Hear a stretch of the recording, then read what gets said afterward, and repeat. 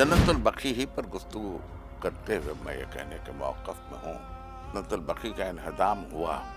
अब्दुल अजीज ने उसने अपने करार करदा उलमा को उनको मुफ्ती करार दिया, उनसे उसने फतवा लिया कि इन क़ुबूर को मिटा दिया जाए, मुनहदम कर दिया जाए। सवाल ये नहीं पैदा होता कि क्या दुश्मनी इमारत से थी कि जो सितम उस ज़माने में किए गए आज़ादी पर, कि आज भी उन मजालिम के दिफा में कुछ लोग, जन्नतुल बकी किसी के बाप की मीरास नहीं, सरकार रिसालत माब ने उसे खरीदा था और उस हिस्से को अफराद खानदान के लिए उन्होंने खरीद लिया। यहाँ आपको दिखाई भी दे रहा है, ये पहले का मंजरनामा है तुर्की के दौर का, ये 21 अप्रैल 1925 के बाद का मंजर है। सला इमारत से नहीं था, अहले बैत से था। अहले बैत तो सो रहे ना खाक में, और अब जो ये निशान रह गए थे, अब उसके बाद खौफ इन खबरों से होना